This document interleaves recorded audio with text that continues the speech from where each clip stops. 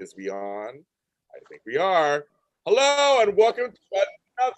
Yeah, I know, lady. Welcome to another edition of Extra Connections Black Talk here Friday nights on JLJ Media.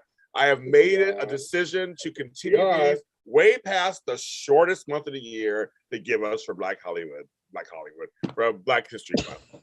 Black Hollywood too, whatever's going on. And so I've been doing these where I have my friend Jared Carroll, who's a white guy confronting racism. We do it once a week. And then I have my people who come on Fridays and sit and talk with me about different issues. And we have some good issues tonight also. I brought them back. You guys loved them last time. It is Candice Mack and Kristina Sullivan. Hello, ladies. Hey. Hello. Welcome back. Happy Friday. Welcome back.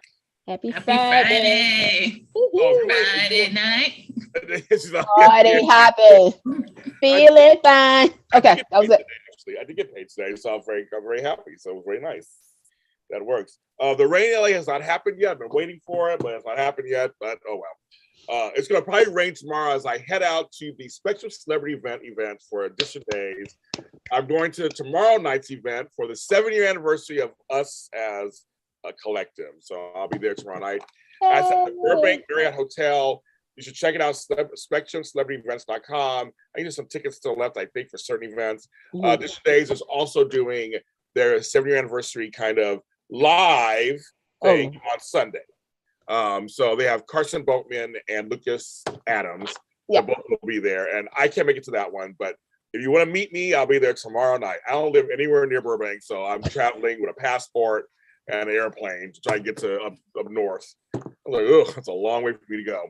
But I will be there for the fans tomorrow night. Just so you guys to know that. And I heard Tammy will be there too. So we're the former hosts that are going to be there.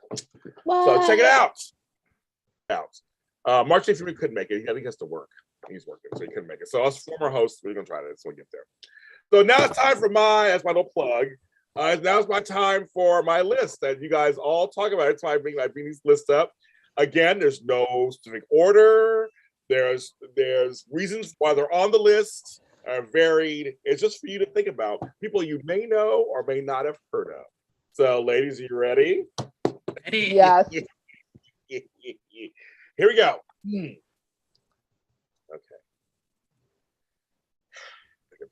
Okay, here we go. Lenny Kravitz, Lisa Bonet, Zoe Kravitz, Terrence Trent D'Arby, Sade, Shangela, Lexi Carver from Days of Our Lives, Eli Grant from Days of Our Lives, Christy Khalil, Shamar Moore, Baby Dominic on The Young and the Restless, Kiara Barnes, The Real Housewives of Potomac, Shanice Wilson, Tracy Ellis Ross, Tracy Spencer, TLC The Group, Heidi Klum, Seal, Tricky, Misha Paris, Taylor Dane, Kim Sims, Stacey Lattisaw, Patty Austin, Phoebe Snow, Howard Hewitt, Peebo Bryson, Freddie Jackson, Luther Vandross, Billy Ocean, Eddie Grant, Belle Biv DeVoe, Christina DeBarge, Michael DeBarge, Jafar Jackson, Your Majesty Jackson, Pete Wentz, Climax the Girl Group, the song Half Breed, and Queen. Dorothy Dandridge, Rihanna Nicole Henry, Vanessa Antoine, Celeste on Days of Our Lives, Michael Ealy, Harper Hill. Or is that Hill Harper? I think it's right backwards. Hill Harper. Hill Harper, thank you. I'm reading it backwards. I'm reading backwards. Steve Harvey, Iman, Tyra Banks, Jasmine Guy, Michael Peters, Michael Eric Dyson, Pebbles, the singer-producer, Sherelle, NWA, Ingrid Chavez, Dennis Rodman, Carmen Electra, Yara Shahidi, Key and Peele, the Black Eyed Peas, Maya Rudolph and her mother, Minnie Riperton, Donny Hathaway, Marvin Gaye, J. Cole, Frank Ocean, John Legend, Christy Teigen, LL Cool J, Rashida Jones, Slash, Halsey, Prince and Paris Jackson, Wentworth Miller, Vin Diesel, Khalees, Nicki Minaj, Neo, Jesse Williams, Grey's Anatomy, ER, Lionel Richie, The Mary Jane Girls, Representative John Lewis, Andrew Young Jr., Barbara Jordan, Lynn Swan, Alex Haley, and Henry Louis Gates. That's our list today. Any thoughts? Is there any random thoughts of my list today? Ooh, wow, what a list. My goodness. This list, like, was this what, like, Black people and the white people that love them? Because some of these are white people. It was some interracial. Black people. It was like we went through the different shades. We went through the interracial. A lot of we even had some fictional characters. That's what I'm saying. Like but you think about like Grey's Anatomy. Like Grey's Anatomy had interracial couples. ER had interracial couples. She brought up Lexi, who was interracial character. You also brought up Eli. Like, yes, I'm checking out the days first, because it's before Young and the Restless. Because you do have a lot of mixed children on soaps. Also, you brought up about Lenny and Zoe and Lisa Bonet, and you think about recently the situation with Jason, but again, the whole interracial mixture of Black people. And you brought up Jasmine Guy, which I was waiting. I said, wait a minute, okay, I hear Jasmine, but we're going to talk about Whitney, because that was another interracial character that kind of was, again, some people took her as white. If you look at the TV audience, people was like, is that a white girl or is she a Black girl? And that was a whole conversation. I remember that conversation on television. They were talking about that. But yeah, it's very, very, yeah. Well, widespread. I noticed that definitely there was a lot of mixed race people on that list, which I loved. Like, hey, represent for the mixed race people. I loved having that representation on the list. But I mean, of course, me and the way that I think, I would include them in the list with Black people. Exactly. But there are a few names where it's like, okay, these people are just white. So I'm like, what are these white people doing on the list of Black people? Right. But you think of like Kristen Teigen, right? Okay, here's the thing. She is white, but she's married to John Legend. That's why I said the interracial. You have the mixed breed. You have Alex Haley, Roots. Hello. If that wasn't the topper, literally mixed breed. And we've heard about this. And yeah, everybody, I always say everybody is human. That's if you bleed red, you're human. But like you said, Black. Then when he said you said NWA, right? Yeah. Whew. I mean, well. Do you want me to say what it was used to be? Because I remember a lot of women of all races was loving some NWA, and it was like so taboo, quote unquote. But again, the interracial mixed breed, like all of that, like, Lord. Well, I know definitely some of my favorite people are on that list. So it's like, he's naming some of my favorites. Like, well, I mean, of course, y'all know I love Vin Diesel. I'm a huge Fast and Furious. Yeah. And then Wentworth Miller. I love Prison Break. And around the same time Prison Break came out, he was in the video with Mariah Carey. And I was like, wait a minute, is the same good-looking guy? He's got Michael Ealy video on Prison Break. Is this that same good-looking guy? I was obsessed with him. Like I had the hugest crush on Wentworth Miller. I still do. Obviously, I know he would never be interested in me, but just in case he's watching, hi.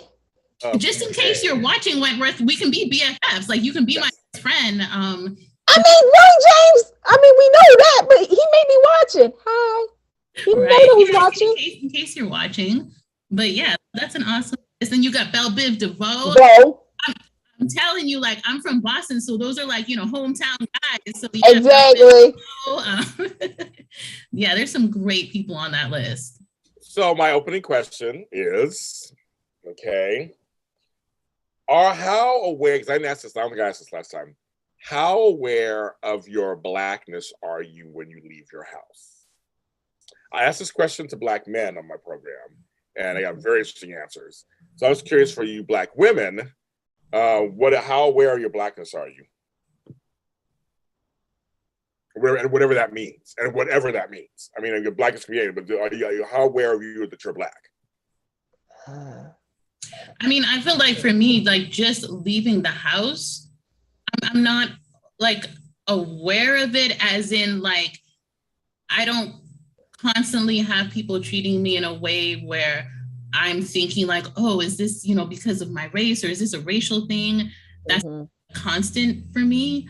So not like every time I leave my house, but definitely there have been some instances where I have felt that people have been racist against me, but it's not an every time I leave my house feeling, just a few isolated incidences. I agree with that. I mean, I wake up, I know I'm Black, but when I leave the house, it's not like all eyes are on me because I'm the Black girl. I don't feel that way. And I agree with you, Kristina. There's sometimes where some people are ignorant and they will try to throw it, like, just give you that look like, and it's kind of like, okay, what's that about? Haven't had that recently, but I do know that there's some people out there. So I guess I am aware of it. Even during the Black Lives Matter unrest a few years ago, same thing. Yeah. Okay. Because where I work at, I mean, it was a topic, and because I work with white and Black, obviously you could feel it. Even with the presidential election when Hillary was running, you had that tension where it was like, okay, do I say anything? Even when Obama was there, like, do you say anything? Because you don't want to be like, okay, you're only saying something, Candice, because you got a Black president, because and it wasn't like that. And so I think back then I started feeling it, but not as loud, if that makes sense. Okay. I'm curious because it's funny when I ask Black men that, and myself, we say something totally different. We feel this as we leave the house. That's a very interesting. I'm not saying that these two represent all Black women. I'm just saying that's very interesting. And not all Black men. I want to show represent Black men. I'm going to make sure I say that. But it's funny, the answers were different. The answers were very different. Do you feel as though it's because of the recent situations with cops, with the like George Floyd and all that, or do you feel as though this has been this for the men, that this is? I'm trying to figure out how to word it. It's that it's been like this our whole lives. We've never had this way. For men, we've never, since we became adults, teenagers, let's say teenager, and every Black guy I've talked to, we all have police stories. That's how sad it is. And we're all from different backgrounds, different ages, different generations. Almost every single Black man I've talked to has at least 2 or 3 police stories. Wow. So, or stories of going to a store, or our stories walking by somebody, the purse thing. We have so much about that. It's very much this, and the darker the man, the more the story, right? The bigger the man, the more the story. So it's funny that you guys, I asked this some other Black women not so long ago too, and they kind of answered like you did. Like they were aware of it, and it comes up an occasion, it comes up situations. And for every Black man I ever talked to, he's like, no, I'm aware of it every single time I leave the house. And that's what I've come across as well. Like when I talk to my friends who are Black men, the same situation as you, James. They have so many stories of things that happened, negative things with the police and just different experiences they've had because they're Black men. Not because they did anything wrong, but just because of who they naturally are. But when I have conversations with friends who are Black women, it's not the same situation. Yeah. There is definitely that difference. Well, you mentioned last time about your son, your Black son, and you said how you were worried about it. And that's the thing. It said there's a gender difference, and it's funny because like I said last time, we have male privilege because we're men. So there's certain things we get, and we'll get into that a little more this episode too, that we get you guys don't get. But I think the whole general angry Black man, dangerous Black man, that stereotype is just out there. It's so funny. See, women get, you're the sassy Black girl. You're this, you're that. Like you get something a little different, or you're the unapproachable Black woman. Women are unapproachable because they're too sassy and too this and too their mouths, their tongues are forked or whatever. You know that. Or the invisible Black woman, where I have had altercations. Well, not like altercations, like fist fights, but I've had issues with some white men that I had been doing business with, where they just treat me like I'm invisible. and I could voice my opinion on something, they completely ignore it. And turn it down. Says the exact same thing, and then their response is that they agree with what the man said. But wait a minute, you agree with what he said? Yep. The first person who said this a minute ago, you completely ignored me like I'm invisible. So there's a lot of like invisibility where when you are a man, that isn't the same situation a lot of times. I'll give you that. They did an episode of Girlfriends on that, actually. Joan and what the fuck is his name? We got his name already. They got into it because she was trying to talk and they said they were ignoring her. And like, he said something, they're like, "Oh, sure, William. Hey, William, great." Yeah. Like, I believe it. I totally believe it.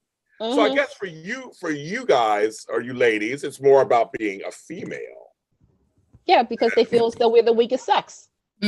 Yeah, for me, I have had people be racist to me. I've had people be sexist to me, but the sexism has been worse than the racism, although sometimes it's been a combination. But if I had to pick which one has been worse, just based on my personal experience, it's been the sexism. That's interesting. Okay, that makes sense. I was saying for women that you have. So I guess the reframing of the question is, when you leave the house, are you aware you're a woman? Yes. Every day. Yes, 100%. Yes. And there's things that as a woman we have to worry about that. Like if I walk out my door right now, like, I mean, it's already dark out. So here I am walking out in the dark. Like as a man, I don't think you necessarily have to worry about if you walk out in the dark, like a man might snatch you up and sex traffic you or something, you know? Yep. So yeah, women have a lot more to worry about in some aspects. Yeah. We have different things to worry about. Not that one thing that men worry about or women worry about is worse or better. Or it's just different. But it's higher for women, like you just said, like at night. Or even, you can't even say night, because it happens during the day too. It's that, you know, when you walk out, it's, you know, and where I live at, you know, I live by like a waterfront area. So sometimes I go through there. I'm always worried, especially if I hear somebody really close. Like, I guess I am paranoid that somebody will come and cover me up and, you know, take me somewhere, assault me, or leave me somewhere. And I do have that fear. And it's not the best, obviously the best feeling, but yeah, I know that I am a woman. I have a shirt right now that says I am woman, hear me roar, you know, so I am very aware that I'm a woman, that I'm a Black woman, that I'm a young Black woman. I still will say that until my dying day. And I know that there's a lot of obstacles that I face. And not only against men, but against women, other women. I was going to ask you, what are your relationships with non-Black women? Well, mine's is okay. With some, let me say this, because when I say some, because the political stuff came out to make me kind of, but for the most part, I get along with everybody. Yeah. And that's the thing, is that we may not agree on everything. And I don't want to agree on everything, but I feel as though we need to have that respect. I respect you. You respect my opinion. I respect your opinion. Don't go and be like a Real Housewife in reality television and all sort call me out, call me a B and all that stuff. Like, we're women. And I think that's something else, is that, you know, men do look at two women. They be like, they can't get along, versus two guys. They're like, yeah, we got this. But for my part with non-Black women, it's a good relationship. Okay, Kristina. Well, I guess for me, like, the thing is, like, I am half white, so like half of my family members are white. Yeah. So I have that too. Yes. I mean, in general, I mean, I usually don't really have any big problems with anyone in particular, but yes, there are some non-white women that I don't necessarily see eye to eye with on some things, some important things, but yeah, I mean, and they can't get it. They never will, in the same way that I just understand things that Like, for example, there is somebody that I'm thinking of at the moment who I've had multiple conversations with about white privilege. And according to them, it doesn't exist. They just don't understand. And I keep trying to explain it to them, but they don't understand. And my mind is boggled. Like, how could you not understand this concept? But they just don't. So there's just some things that it's like, okay, you just don't get it because in your world and in the life that you've been living, like, you live a different life than me. You live in a different world than me. Like, yes, we may be in close proximity to each other physically, but it's a whole nother world. Like, yeah. They're set in their ways. They're set in their ways, and you can't take somebody and change them. Like, even though people say, oh, you can change. Not if you're a person that's set, really set in their ways, or as my great grandmother used to say, they're set in stone. They're not going to budge. They're not going to grow. They're not going to do anything. They're just really still. And that's the thing, is that with women, all women are not going to, wait a minute, let me rephrase that. There are some women who are going to see eye to eye with you. And then there's some who are, again, set in their ways because, well, they don't want to be wrong. Because, once they tell us we're a woman that they're wrong, first thing to be like, nuh-uh, let me tell you. Yes, exactly. Let me tell, and we don't do all of that, by the way, but I do know some people who will do it. Yes. But and then you have that competitive side, which is, I don't want to say that's a natural trait for women, but sometimes it does seem like everybody, women are competing. Black women, white women, all women do it. But it is, like you said, Kristina, to get to the point, is that there's certain topics that we don't see eye to eye on. Mm-hmm. And for me, like I said, with the whole political stuff, that was an eye opener for me with some of my friends who are not Black, because once we got to the bottom of certain things, I was like,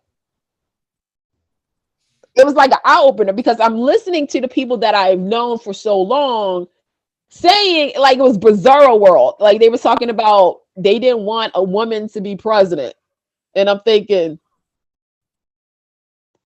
why not? Right. Like, why not? It's weird. So I would ask you, Kristina, a little bit because of the mixed race thing. Did you have white grandparents? White on one side, like I did. I had that. Yes. Yes. So, one side is completely Black, and the other side is completely white. So, right. So yeah, it is completely half and half. And the Black side is African American. The white side, it's like, Boston Irish Catholic, if you can imagine that. Wow. So did they accept you? Yeah, definitely. I was accepted by everyone from both sides. I was accepted. Now, being accepted and understood are two different things. So definitely everybody accepts me. Everybody loves me. Not everybody fully understands me and understands what the experience is like for a mixed race person who a lot of times, especially I'm an only child. So growing up, there was nobody on either side that looked like me or who had the same experiences as I did growing up. And so it was isolating to be the only one who looked a certain way and who had, this mixed race experience. So it was interesting.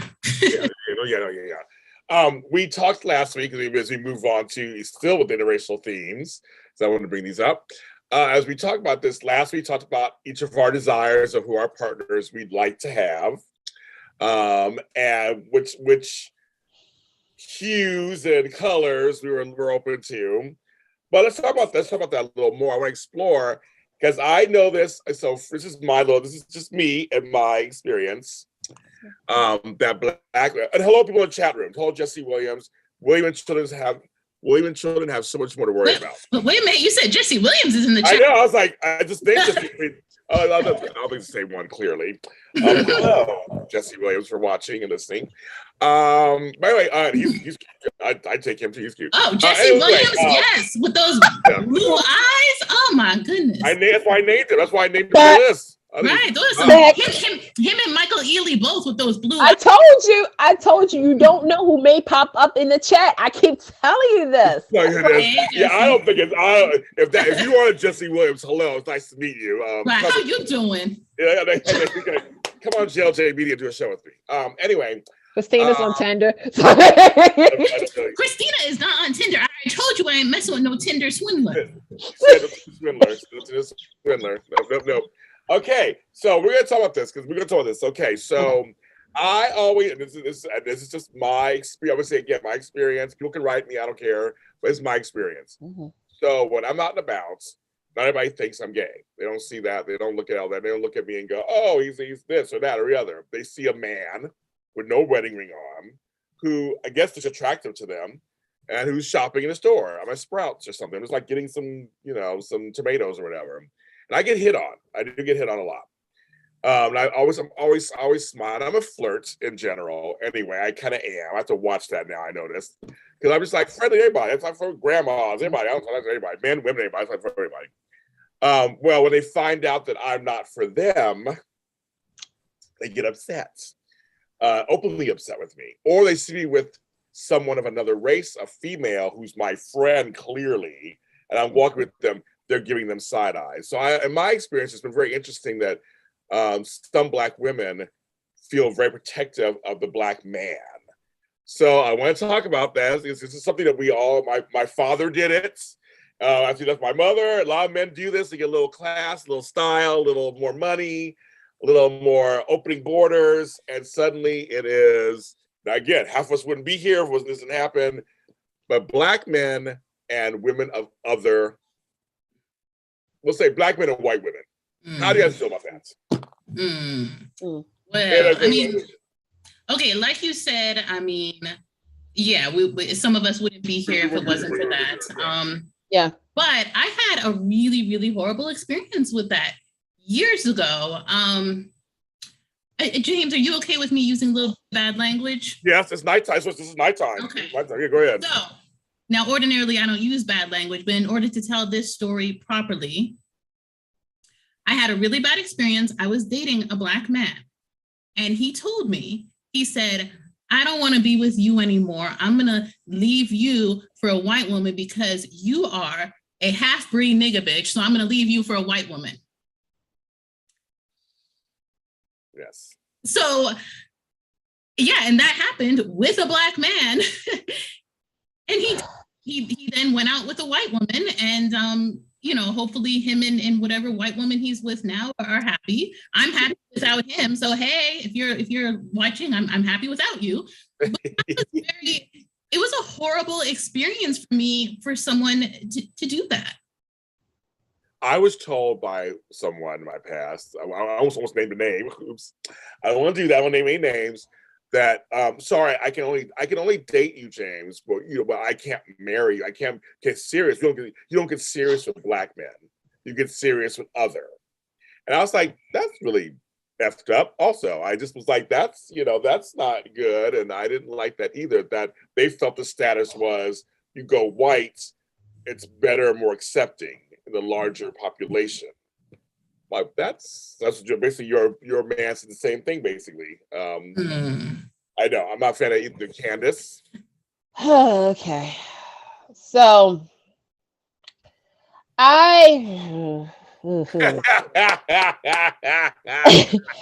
it's funny because as I was preparing for this, I literally had to think about my dating history, right? And I think we all do this. It's like, how many Black guys have we dated? How many white guys? How many Chinese? How many mixed? And I think I have the lowest number here. So that means I have to have a life soon. And I've dated Black guys. I've dated white guys. Yeah. I dated a Spanish guy. And with the Black guy, because here's the thing, I only had my great uncle and my grandfather as representations of what a true man is. Let me clarify that. Yes, valid. I didn't have a father, but I had a sperm donor. Okay, so that tells you something. So to me, I I don't know, but I do remember this one black guy that I was dating. I was 17 years old. He was 19 years old. And he said, "You're not black enough for me." There's that too. Yes, there's that too. Okay. My aunt calls me yellow. I'm light skinned a little bit. And so I asked, well, how am I supposed to act black? Like, what's your reputation? Like, what is your meaning of the word black? Like a black. And he was like, this is what he literally did. Let me do it right now. Ba-bam, ba-bam, and little bit of sass. So I was like, so a little bit. So you want me to be a video chick? A video vixen? Is that what you want me to be? And he was like, you didn't have to say it like that. I just wanted somebody that I could show off to. Needless to say, I am here. Yeah. I am happy. I know where he is. He ain't happy. But I guess I'm not black enough for him. In the chat room, Leopardess says, he was a jerk. Jesse Williams says, I am not the Jesse Williams, LOL. or is he just saying it so we won't think that he's the real Jesse? Capital letters, I am not LOL. But they're saying he was another guy who was a jerk to you, Kristina. That's what they're saying. Yeah. No, but yeah. Up. But that's an open conversation. Also, the whole thing of, again, going back to the blackness part, what they want to fetishize other colors. I say white men. Now, most people of the color don't do this. Usually white men or white women will fetishize us and expect it to be a certain way. So I'm figuring for you ladies, it must be the whole, either you're exotic or you want to be, really good in bed, you're sexual, we're creatures basically. Basically, black folks are just sex machines, apparently. I'm the Mandingo, you're the sexual goddess. We're supposed to like lay it on them, so it's so hard they go crazy. Now, back when I was younger, I do have tricks and everything, but I'm a little older now. I'm a little tired. I'm like, I'll just lay there. But that's all. I'm being jokey. But of course, there are folks who really think this, or they say you're not black enough, or you're not, or you're too black. I want a black. Or this is the one I got too. I remember this one. You're a white girl trapped in a black girl's body. Yeah, I've heard that. Or I've been called an Oreo, a Z. Oreo cookie, yeah. Yeah, let me call those. Sure, Christine knows that too. But it's funny. But it's like, I want to be open to everybody. I'm sure you ladies, kind of, you think, yeah, if the person ticks all the boxes, it shouldn't matter what race they are. But I mean, it can be scary sometimes because, okay, like for example, not saying movies are real life, but sometimes movies in real life, similar things could happen. There was a movie I watched with Rosario Dawson called Descent, where she was dating this white guy, and his whole thing was he was just fetishizing her, and he wanted to be with her just because she's black, and he just wanted to do that, just to kind of try it out. He ended up raping her, and it was horrible. And that's kind of scary to me. Like, okay, I would not want to be in that situation where I'm with some white guy just because he's like, oh, well, this is something different I want to try. And then like he rapes me or something just because he wants to try something new. Like, that's a little scary. It really kind of is.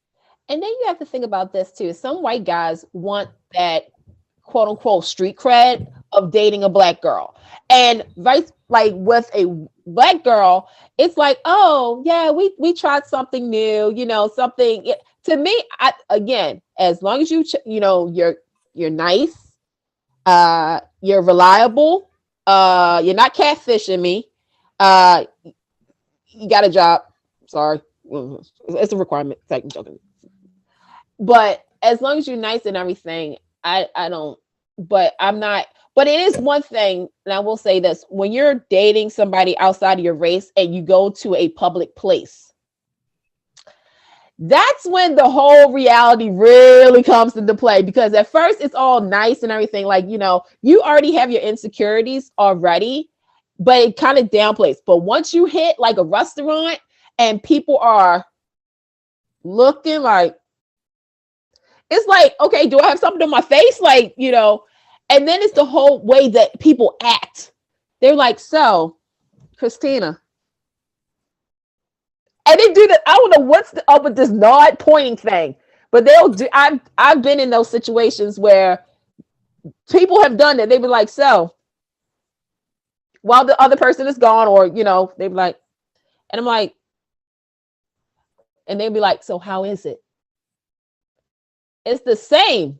It's the same. It's the same. We held hands. We're walking. He talks just like anybody else. And they be like, no, you know what I mean, because you know what they say. Right. And I'm like, oh my God. I tell people I said I have 2 inches. That's what I have, but I don't know how to use it. So if we ever get to the point where something happens, they get surprised. I'm dead serious. I'm tired of people coming to me basically for my dick size. That to me is just I'm reduced to a penis. That's what I'm reduced to, and that's what a lot of black people are. Wait a minute, Kristina. Is this like with you? It's either the booty size or the boob size. Yeah, I'm sure. Well, I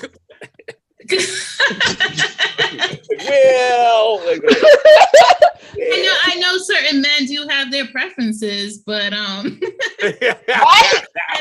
mean, I feel like at least for me, a lot of times I feel like they're more respectful than to vocalize their various preferences. Like when they don't know me, I feel like if they're choosing to interact with me, it's because they do like what they see and right. I am their preference. But if their preference is something else that's not me, then hopefully they don't just tell me like, oh, well, I like this and I like that, and like get out of here. Like, especially the dating apps, which I mean, I'll admit it right now. No, those apps are horrible. Like I'm telling you, like I feel like the level of disrespect where people just talking about body parts and sending dick. They do. No, they do. Do you see like the new questions? Like they'll ask, like, well, when you're looking with the men, they said, so which female body part is your favorite, right? And I'm like, this is actually a question. Like you have on a dating app. I'm like. But you don't have anything for us females of what is your favorite part of a body part of the guy? What is the requirement size? You don't see, none of that is on the app. But for the guys, it's come on now. No, I hate those dating apps. I feel like it just emboldens people to be even worse than they would in person. It gives them like this confidence to say and do things where it's like, okay, if you met me in person, you would have enough respect to not act as much of a fool as you do on these apps. Like I'm telling you, between that and the Tinder swindler, I stay off of those apps. I'm not gonna lie. I am on a dating app currently. Okay. And because I've decided to kind of get back into dating. I'm going to try this. The dating app is like my last resort because I love my friends. By the way, if any of my friends and family are watching, hi. Yes, you found out that I'm on a dating app now. Thank you. But anyway, not that I don't trust you guys for hooking me up. But anyway, we'll talk later. That'll be a whole different show. James, get that show started of Truth and Consequences. Okay. Actually, James, it's Friday night and we're all sitting here talking to each other because we ain't got no dates. So how about a date show, James? Find us. Yes. Will you please? I know we're all sitting here with no dateless. I mean, but for me, because I'm such a and James and Kristina can vouch for this. I'm a workaholic to the point where after my last relationship, I just threw myself into work because sadly, and this is a thing with us women, is that because of society has said, okay, by this certain age, you need to be married. You need to have a career. You need to have a house. You need to have 2.5 children. You need to da. Okay, I have no shame in my age. We all know how old I just turned and everything. God bless me to see another year while a lot of people couldn't see this year. But at this point, I'm 40. I'm supposed to have already been married by now. I'm supposed to have at least 3 kids. I'm supposed to be in a nice 3-bedroom, 2-bathroom house. I'm supposed to have had 2 cars and stuff like that. Nope. What am I doing? I'm living my life. I'm having fun. I'm being blessed. I'm here on JLJ Media and I'm on a dating app. Okay, folks.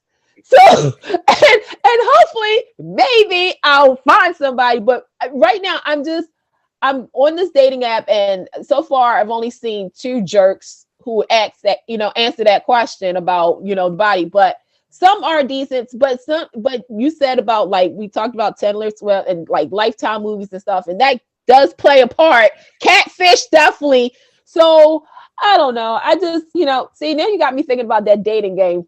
Let me go to the chat, please. Okay, so one person said, in high school, I had a guy come up to me and call me ugly. I was called a black Sambo in grammar school. This person's very dark. This is my struggle with self-esteem. When I was a young adult, I told my body was fire, 36, 26, 36. But she is now married 34 years to her husband she met at church. Amen. What's the secret? I want to ask, what is your secret? What is the secret to your marriage? Leopardess, what is your secret to your marriage? Give us a little shorthand. I know, because my grandparents, may God rest their souls, they're both in heaven. They were together. Okay, so he was 26, she was 17. Long story. They were together for over 50 something years. They had a good, solid marriage. And my great uncle and my great aunt, God rest their souls, they were together for about 45 years. So that's my example. And obviously, like, looking on television and, within of a good marriage, like, to me, that's the stand, like, a relationship. I have a father who's on his 6th marriage, and his latest wife is white. Okay. My mother's on her 3rd marriage, but her latest husband is super dark. Right. My grandparents used to be married several times over. I mean, so for me, marriage, that's why I never got married. Marriage was never taken serious. And see, with my mom, obviously, I mean, the last boyfriend she had, was not. It was a very safe relationship, and I only remember 2 other relationships that she was in, and I know that her and my father, it was only a hookup. They was honest. I mean, my mom was honest with me about it, but that's why, like, it's yeah. So yeah, so folks who are just tuning in, I'm now on a dating app, and I'm proud to say it now, I guess. All right. Okay, so she's saying 1, she's going to count it out for us. Okay. 1 is communication. True. Still typing. Okay. So she'll type. So my thing is, I have no problem saying what I like. And that I think it's no problem saying I would like to have another Black person as my partner. Again, I am open to the universe, to anybody. Right. Out of color, that is a preference for me. I know the word preference is a weird thing for a lot of people, because I don't really discriminate. I mean, if somebody nice to me talks to, I'll talk to you, and we'll say there's some chemistry. I mean, shit, okay, we'll work it out. I mean, I'm not picky or anything, but for me, when I actively look, I look for a specific kind of coloring and type. And I'm not going to be upset. I'm not going to apologize for that. Like, that's just, like, Kristina Mack apologize for that. That's what I'm like. Hey, I am the exact same. My preference is Black men, but I am open to all different kinds of men. Yeah. Right. I know folks who are so closed off to anything. It's like, well, number 2, she's counted out. Number 2, don't go to bed angry. I've heard that. Don't go to bed angry. That's the thing. Don't go to bed angry. Yeah. 1, communication. 2, don't go to bed angry. She's still counted out. Okay. Yeah, I feel like, I see, again, I had this talk with somebody before. I am tired of Black folks apologizing all the time for their Blackness, for liking things that are Black, for creating things that are Black, for wanting Black spaces. I feel like we have a right to want to have that. And doing a Black show, I've gotten flack for doing Black shows. I don't care. I don't care what you think. I have a right to be proud to be Black and be proud of my Blackness, whatever that is. And if I want to be around Black people, I'll be around Black people. Again, as long as I'm not meeting anybody else, I'm like, and not openly discriminating against anybody, right. Something. I'll say if I have a preference for my personal life, that I want this, then I'm going to go for it. Now, once I fall for somebody white to come out, I'll just fall in love with them. But you know what I mean? Like, but I'm open enough for that too. If that does happen, that happens. Shit. I mean, that happens. But the only person that you're responsible for is yourself. Exactly. So it's. Oh, sorry. What's that, girl? You asked the question. 3. Yes. And there's a little delay. They have a little delays. Okay. Don't stop dating your spouse. Heard that too. So let's count down so far. 1, communication. She would go to bed angry. And continue to date your spouse. So far, she's right. Yeah, because you don't want, because in your relationship, even if you've been together for 23 years, you don't want to act like it's been 23 years. You want to kind of, have those dates.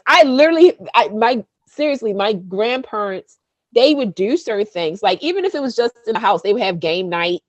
They would watch Murder, She Wrote. They would watch Falcon Crest. Can I do a little plug for that? Falcon Crest is now on IDMB. Thank you very much. On Amazon Prime. Okay. And the Falcon Crest after shows on JLJ Media, I think. Exactly. And we're gonna and James is gonna get Kristen Alfonso on there one day. Now you know. Take a look. I'm just gonna say, take a look behind James's head. Move to the side so we can see that hope sign. There you go. All right, there's hope for him to get Kristen Alfonso on the after show. Make it happen, y'all. Tweet Kristen Alfonso and tell her, let her know. Don't get me started, because I'm like, there's two people I want for Falcon Crest. I want Apollonia, and I want Kristen Alfonso. Those are the people I want on my show, Falcon Crest. Those are the people I want.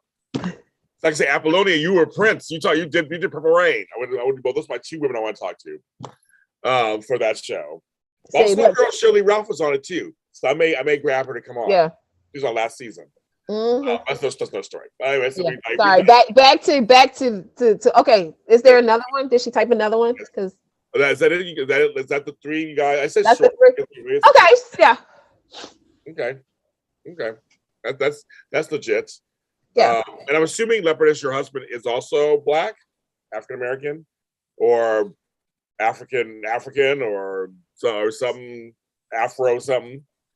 Let me know. I know you. I believe you're a dark skinned woman, right? I think she is. Like, she's talked before. She's watched all these with us. She's been on our channel every time. Regardless of the skin color, she's beautiful. Oh, here she goes. My minister said the 3 C's as well: compromise, communication, committed.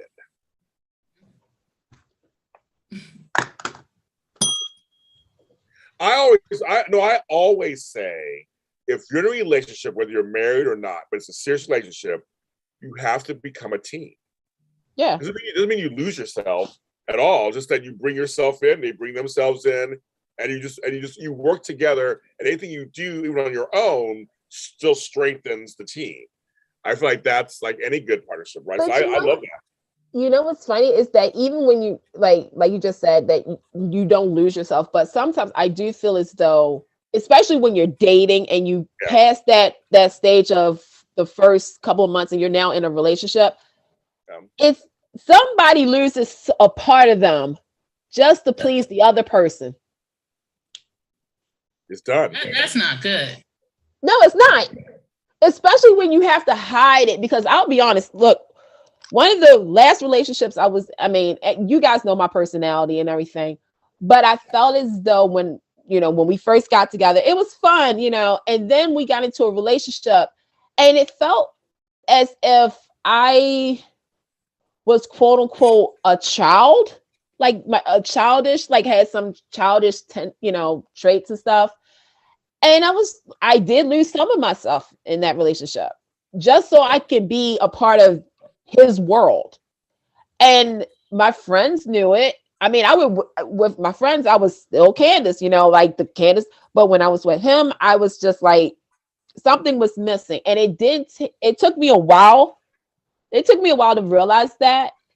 And now I'm me, all me. And I'm not apologizing for it. And I think, again, like you said, you have to be 100%.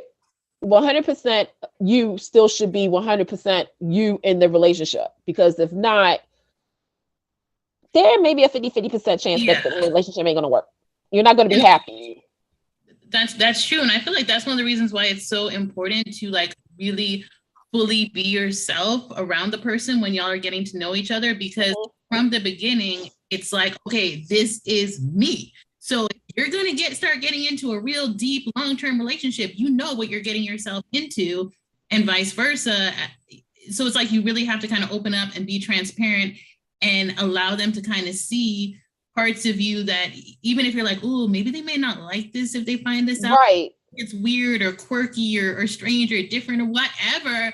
But it's like, if they don't know, and then you're together, and then like you feel like you have to hide a part of yourself because you're like, oh, well, if they knew this about me or that. But it's like, I feel like that's why like the openness from the beginning is so important. And like, not like, okay, date number one, let me tell you all my secrets. That is ridiculous. But like, while you're in the getting to know you process, like when it becomes appropriate to like tell certain things, it's like, I feel like it's so important to do so that it doesn't go into a situation where it's like, oh yeah, I fell in love with somebody who isn't really who I thought they were. Exactly.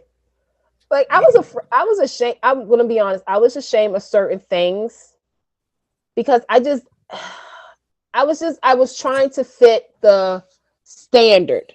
What they, like they already had. I mean, they knew who I was, but it was sort of as time went on, it felt like I had to become this person so I could be in this relationship. And it wasn't good for me. Now that I look back at that relationship, I realized I was happy, but I wasn't completely happy.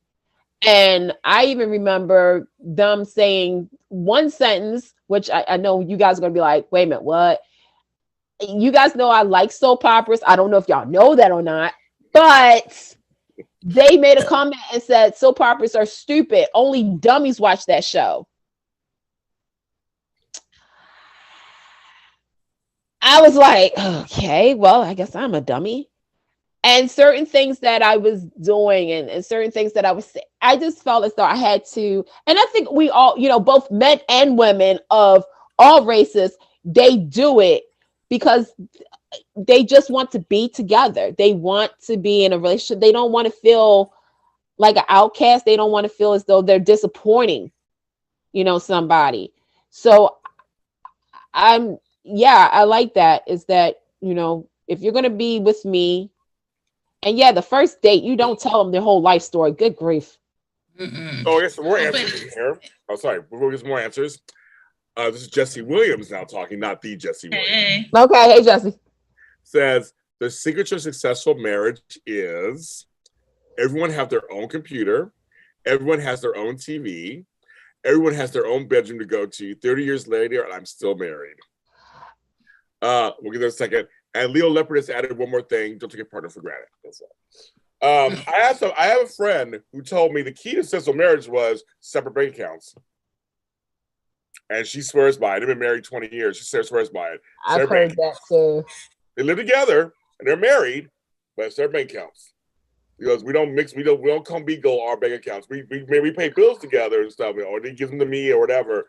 But I guess that, I was like, okay, but separate rooms and stuff. I've heard that too. I've heard all kinds of stuff when it comes to successful marriage. I heard, what is it? The Commonwealth marriage too, where you've been together, but you're married by state, like the laws or stuff, but you're not really married. And I'm always like 10 or 12 years. And I'm kind of curious about that too. And I'm just like, well, other civil unions, of course, which were right. I was like, so why don't y'all just go ahead and just like? I don't. For some people, it's the paper. Some people just don't like. They don't like the title. Some people just don't like the title of marriage. For some people, marriage is archaic. For some people, that marriage represents what it originally was for, bartering women for land and stuff. It goes back to treating females. Females were property, so to speak, from a family, and they were given to they were given to a guy, exchanged. Right. I think a lot of people think it's just old fashioned, and so they don't want to do that. I don't like marriage for other reasons, but that's why I know a lot of people just like the title. Ugh. So they'll do domestic partnerships, civil union, they'll do all that. And I've noticed a lot of straight folks are saying partner now, as I've seen that. Yeah, partnerships. But the same partner. So I don't know, ladies. Tell me, I don't know. Well, I know, maybe I may be old fashioned, and that's okay. Yeah. But I would like to be married, and he's my husband, and I am his wife, and that's what I would like. I don't think there's anything wrong with that. I really don't. I don't think there's anything wrong with that. I think that's the point. We have choice. That's the whole point. We go from people not wanting marriage to people who want marriage. And I know a lot. My younger daughter, wanted the traditional. She's in her 30s. One of the traditional things. She got engaged, got married first, then had her first baby. That was all intentional. And she likes being. She's not a housewife or anything. She have to work. Nursing school. But she likes the role of being his wife. She loves being his wife, and that title that comes with it. She loves it. So I go, well, there you go. I mean, if that's mother daughter, very different. So I mean, that's just, and she's a partner. They're not married. They have kids. It's a whole other story. So I mean, everybody's just like, I get it. It's different because I obviously I wanted to be married, but now I'm like, if it happens, it happens. So it says they have separate bank accounts, but a joint account for bills. Okay, that's smart. And how long have they been married? How long have they been married? 40. The one was 30. This one is 34 years. Smart. Because some people won't even do that. And nobody said they were married 10 years until they had joint bank accounts. They were married 10 years first. I know my one friend, because her husband at the time had child support stuff going on. So they were like, well, wait till you're done with that. And then, we know how that is. Yeah. For some of us who got baby mamas, we had to go through that. So that was, so you're like, we'll take all my stuff too, because that's your thing. So I understand it. And he was totally understood. He totally understood. It wasn't like mad or anything. He totally understood. And then 8 years later, he was done and they were able to kind of do stuff. But yes, I think because money is a major thing when it comes to relationships. You just said job, have a job. That's I mean, we don't live. None of us are rich. We don't live in rich cities that are poor. We live in places that are expensive. I know about LA. LA's expensive. So I was like, we can't be having everything is going up now. Okay. Yeah. Food is going up. So yeah, money is a big thing. And that's another thing with, relationships with women as well as men, the competition of that money. Who's making more money? They say black women are making the least amount of everybody. Mm-hmm. So that's not fair. No, it's not. No, it sure is. You mentioned that earlier, Kristina, a little bit about the pay disparity a little bit. That's not, why are black women getting paid less than even black men in the same job? That makes the same qualifications, the same job, the same education. Like, that's something, to be honest, that is probably the mystery. That's like the question that nobody's going to have the answer to, because I feel as though sometimes I hear this answer. Well, the reason is because it's depending on what the boss thinks.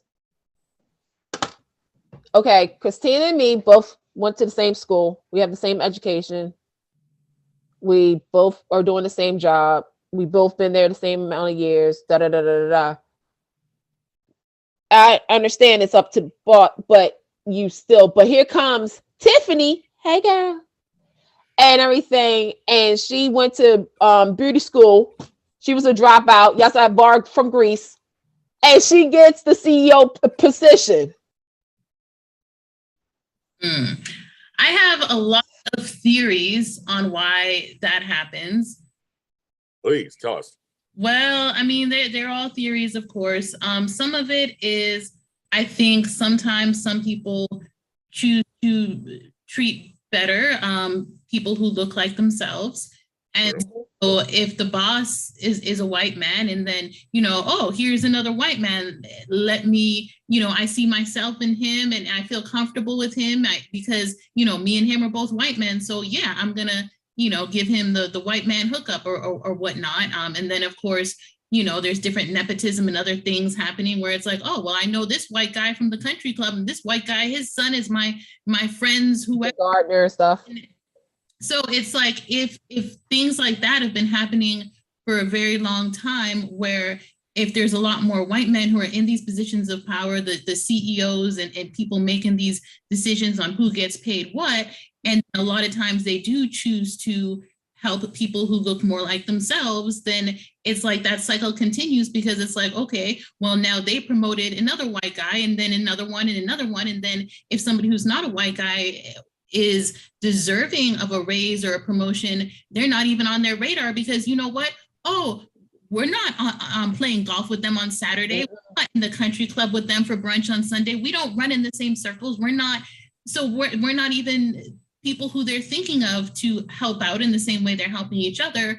It's not just strictly merit-based where, oh, I'm just looking at who is deserving just based on who's doing a good job and who has the qualifications. It's not what's happening a lot of times. So that is definitely one of my theories. And then also I do feel like sometimes some white men do have this sense of entitlement where they may be like, what do they say about like the squeaky wheel gets the grease or something, where they're the one a lot of times more than other types of people will be like, I want a raise, give me a raise. And then the boss man's like, oh, well, he keeps asking me for a raise, and I'm a white man, he's a white man, sure, have a raise. But there may be other deserving people that just aren't as vocal about it because we may not have that natural sense of entitlement. We feel like, oh, well, yeah, I mean, I woke up this morning, I'm a white man, of course I get a raise, you know? On the Mindy project, Mindy Kaling's show, she did an episode where she woke up as a white man and she like lived her day as a white man. And white man, yep. Yeah, between the way they treated her as a white man than how they did as an Indian woman. And yeah, I do feel like a lot of times white guys just kind of, they get stuff sometimes that the rest of us don't. Yeah, and it's unfair. It definitely is. It's always been that way. Like I said, I entered the workforce in the mid '80s. And a lot of times I was the only Black person at the job if I got in. And when it came to raises and stuff, I've told you stories on other shows of mine.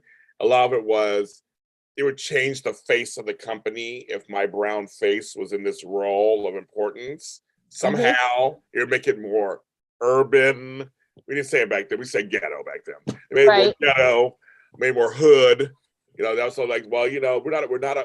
This at least becomes a Black company. Those are the things I was told. I thought that's what it's best for business. It was best for business to have you there. There's all kinds of things that went on. So I feel like women. I got a text like someone's name. Someone's at a Barnes and Noble with my thing with Sean Kanan, which is another thing that's happening on November. I can say November.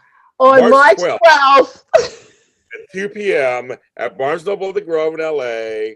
It is Sean Kanan's Way of the Cobra book signing and meeting and greeting, question and answer, and I am moderating and hosting the whole event. So I just talked to him earlier today. So that's at Barnes Noble, Los Angeles, the Grove. And someone just said, I see someone's name on the poster. I'm like, well, it's me.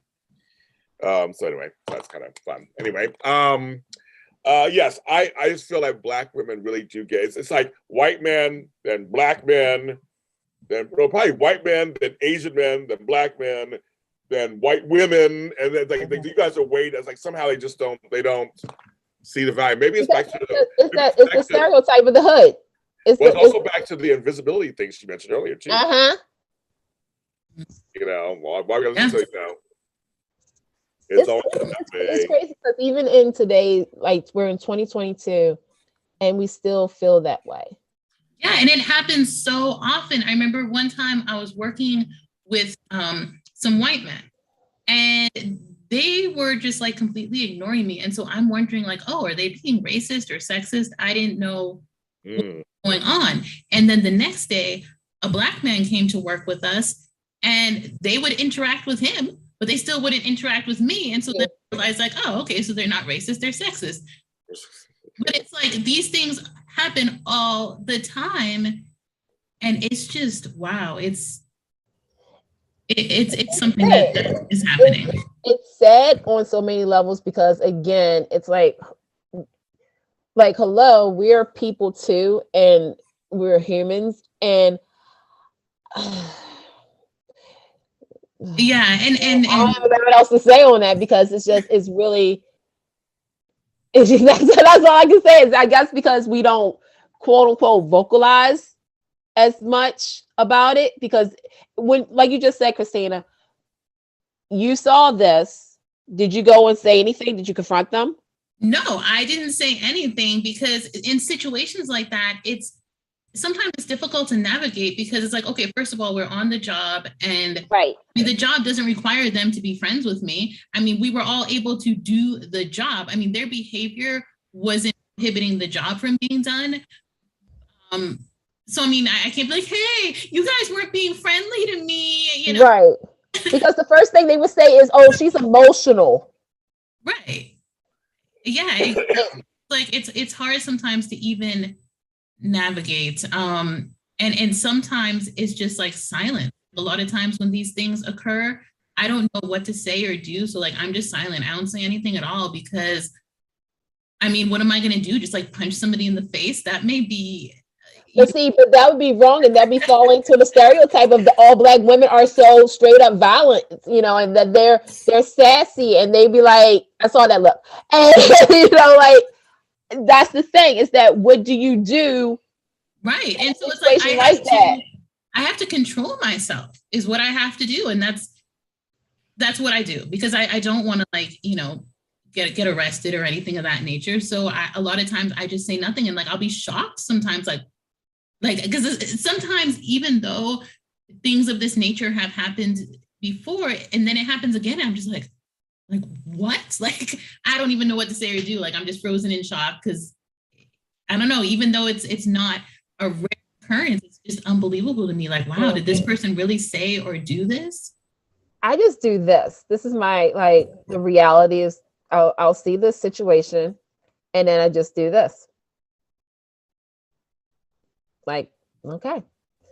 Because like you said, you can't, and especially being a professional, you can't go off and cuss somebody out. This is not a reality TV show because you can get fired. And then what's the first thing you're going to say?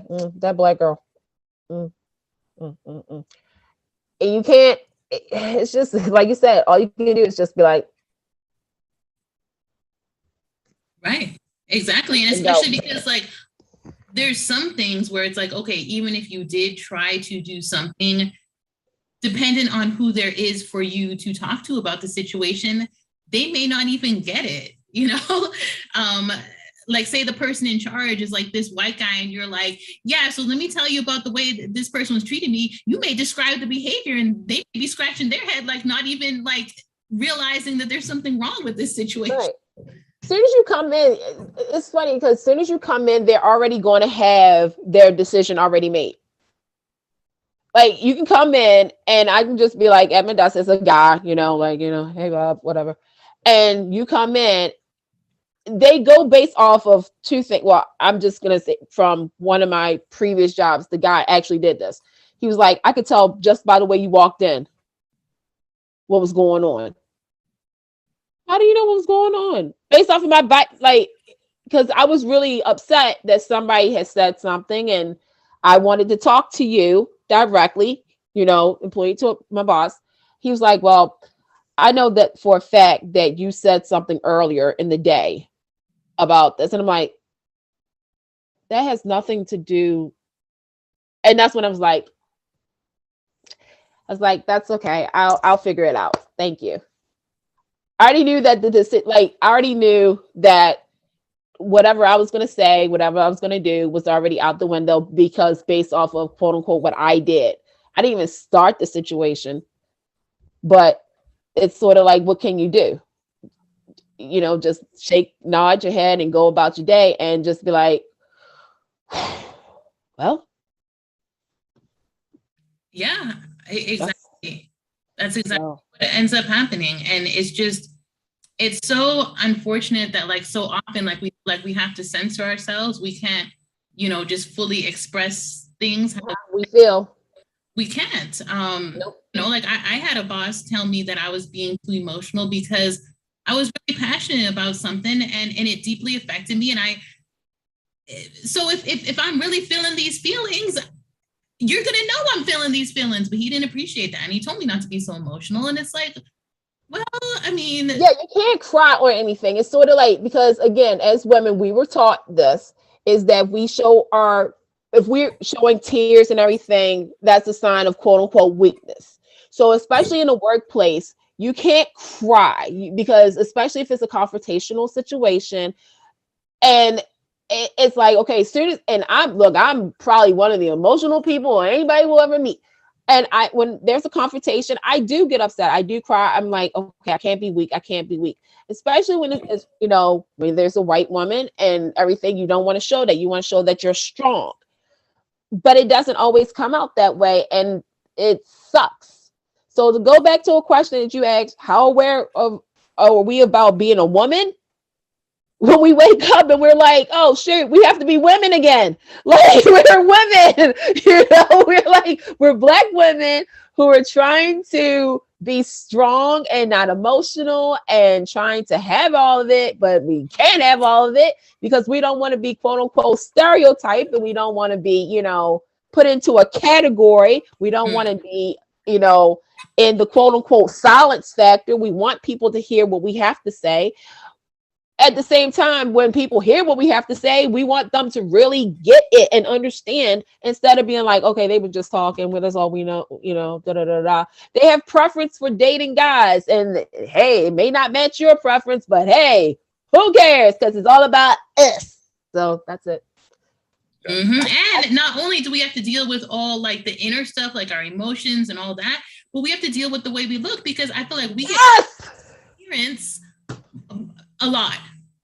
It is a lot, especially when okay, let's be honest. Not everybody's the same weight. If we all was the same weight, the world probably would be, no, I can't say that.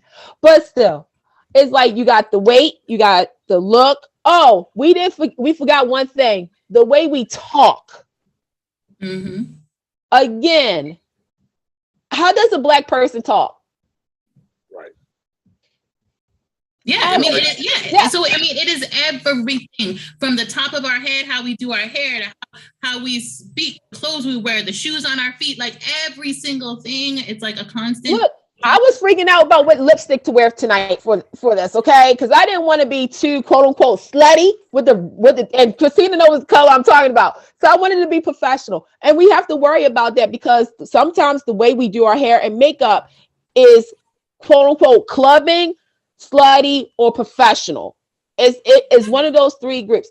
There's more topics to talk about on this. And then we have to deal with the comparison to other women's, because like, for example, like you see these women on social media showing all their body all day long. Yes. What are we supposed to do? Like, let us do that. Let us go. Like, okay, I shout out to all the secretaries out there, because I used to be one. Okay, but let's be real for a second. There's a certain type of way that some secretaries dress to get a little boost, literally boost in getting a raise. And I'm not saying this to be, but some women do use their body to get a raise or get some attention or get that exposure. And sometimes it, with guys, they'll be like this, ooh. Mm-hmm. Right. Yeah, and so then it's like, okay, so now I have to compete with these women who like are getting your attention. And so it's like, all right, well, I mean, what am I supposed to do? That's not you hired me. You hired me for my qualifications, not my boobs. Dude, we'll be back next Friday night at so hey, Kristina, we're taking over on JLJ. Right, like, hey, this is March, Women's History Month. Exactly. Actually, it is. And it's not history. No, Kristina, you messed up. It's not history. It's her story. Oh, okay? Yeah. So let's get that situated right now. It's March, her story month, right? So yes, and we're celebrating it on JLJ Media. Make sure you subscribe and like everything on JLJ Media. Kristina, tell them what you're saying. Oh my goodness! Oh God, that's the kind of show.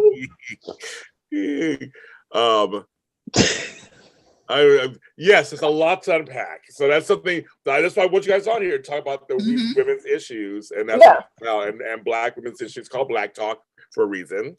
So it's very. I feel for women. I always say Black women are salt of the earth. I feel bad for Black women a lot of times because they do get a lot put on them unfairly, and women in general anyway. But Black women especially, because that's Black women. That's my mother. That's my auntie. That's my grandma. That's right. I'm not going to apologize for saying that. I'm like, that's what. I wish there was a way that there was like a magic spell to like make other people feel like us. Yeah. Like, I just would love if one day everybody could wake up as a Black woman, right? And go through everything that we have to go through. and see how that experiment would be. Okay. So they're all ladies. Your lipstick looks nice. Don't stoop to their level. They are nasty. Jason Morgan on Jay said count to 10. What else we getting? Oh my God, James! I will be in LA that time. I'm like, stop on by. Me and people are sending me messages. They see the poster of my name on it. I'm like, yes, I know. Right now, regardless of race or regardless to violence. Okay, those are the comments that were coming up as you guys were talking. So Jason Morgan said count to 10. Well, he's dead. Carly has no Jason Morgan anymore.